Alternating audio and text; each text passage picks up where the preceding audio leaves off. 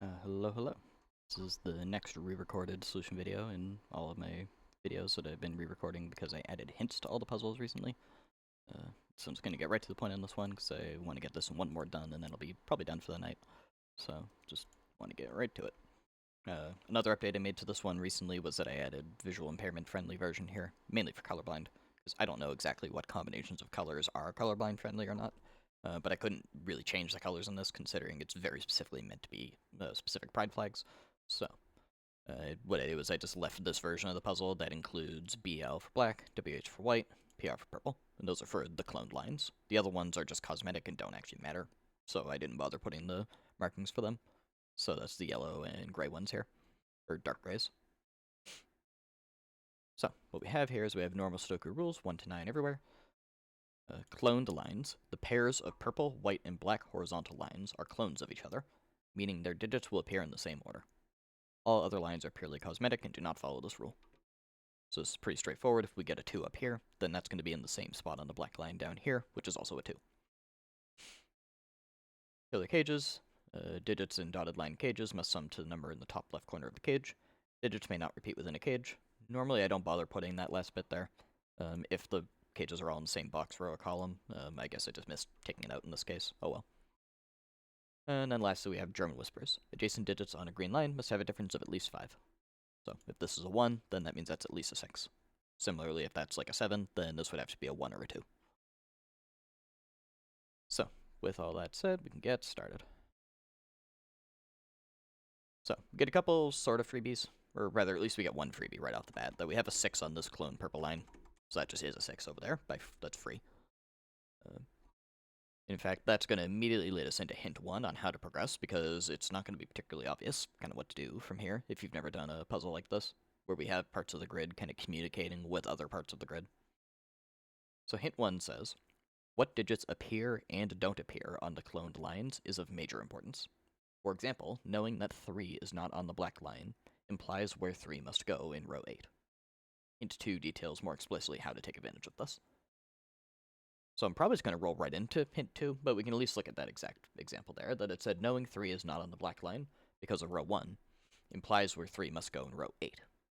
So that's just an observation of 3 is not on the black line, so it's also not on this black line, so 3 must go in this cage here.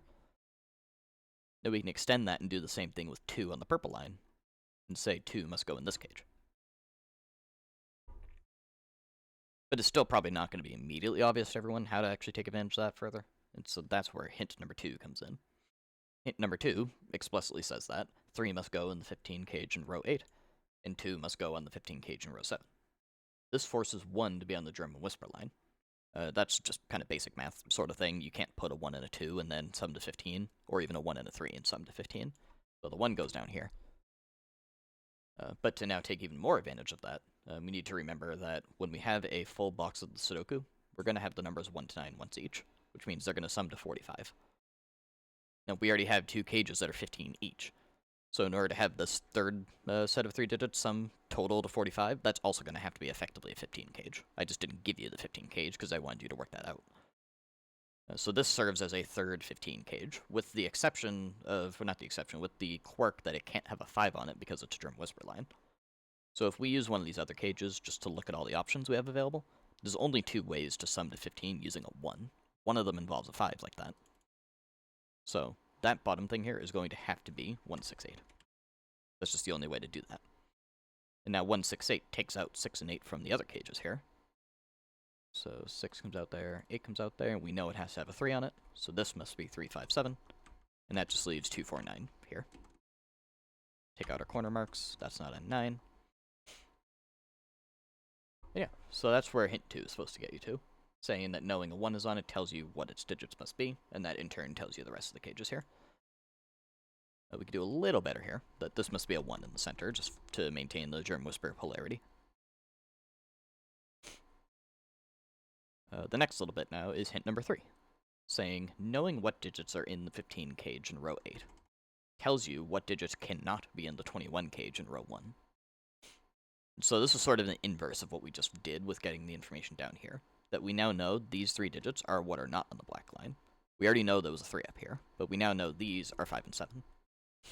Because those are the 2 parts not on the line. And in turn, 5, 7 cannot go in the 21 cage, which tells us this must be a 4, 8, 9 cage. And now you can kind of consider a pseudo fourth hint here is to, again, just do not forget to continue to... Actually, no, I did include this in the third hint. I forgot that. The rest of the hint 3 says the rest of the solve past this point is using the same type of strategies again, but being careful to always copy digits on cloned lines and be generous with your pencil marking. So this is position 1, 2, 3, 4, and 5 of the black line. So that mirrors itself down to 4, 8, 9 there. Now we have 3 digits remaining in this row that aren't covered yet, and that is 1, 2, 6.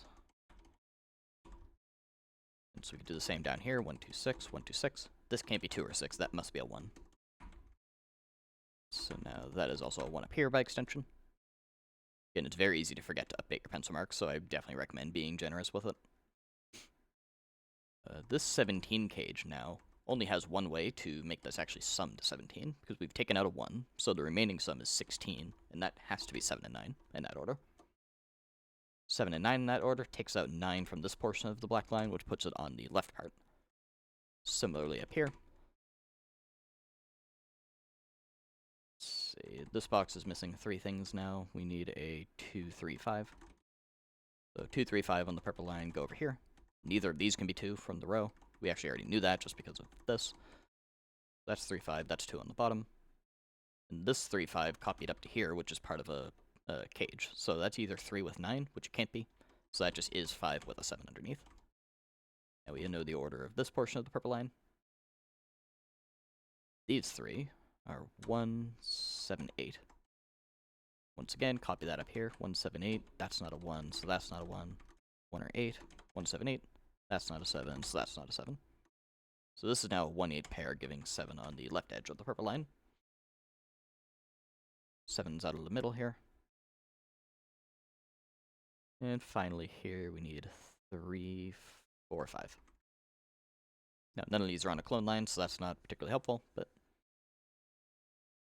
now we can maybe look at some of the other areas that are missing things. So we knew 3, 5, and... 2, 4, and 9 were missing here, so we could put 4 and 9. Just clicking here. 4 and 9 there. That resolves this. And 5 and 7 up here are now resolved. Which now gives 7 there. So we're making good progress. Most of the way there. Still don't know the order of the 1, 8 on the purple line. The black line is still a bit ambiguous. So let's maybe look at the white line. We've done nothing with that yet. So there's a lot of digits looking at this. It can't be 1, 2, 3. Could be 4 or 5. Can't be 6. Could be 7 or 8. Can't be 9. So this is 4, 5, 7, 8. Copy that up here. It can't be 5. So we can do a little better. The next cell up here, maybe. This has a lot of stuff up here. This can't be... It could be 1. Can't be... It could be 2. Can't be 3. Can't be 4 from the pair there. Could be 5. Could be 6.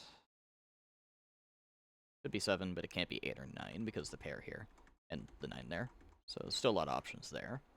This row has a 5 and a 7 additionally, though, so I'm just going to pencil mark all the options here. 5, 7, 9. Can't be 4, 8. So that's 1, 2, 3, or 6. This as well. That's either 7 or 9. Can't be 4, 8.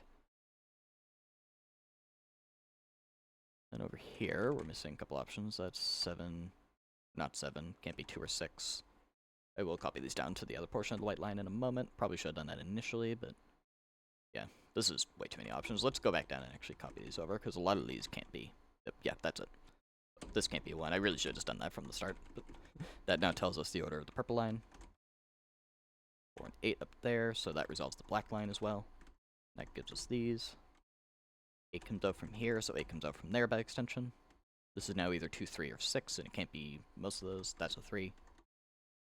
This one's now 2, 5, or 6. Can't be 5, so now this one can't be 5. We also get 4 and 3 over here. Now it makes a little more sense to look at this one, because we've got some more digits in place. This can't be 1, 3, 7, 2, or 6 because of this. So that's either 4, 5, 8, or 9.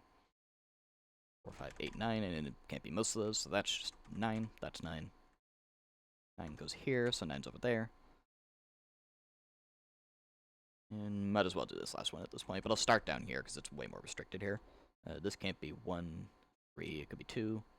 Can't be 4, can't be 5, Could be 6, can't be 7, 8, or 9. So that's 2, 4, 6.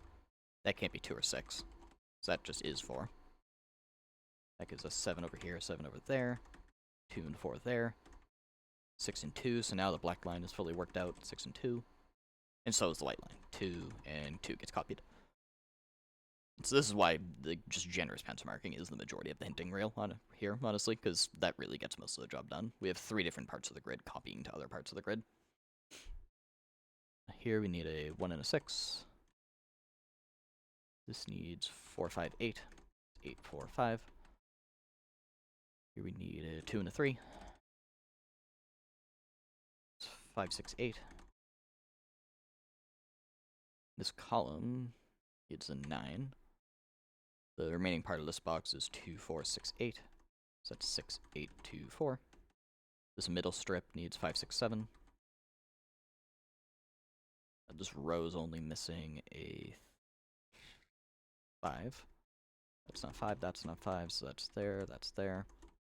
6 and 5, 8 and 6, and now only 3 left. We need 1, 3, 8. That's 8, 3, and 1.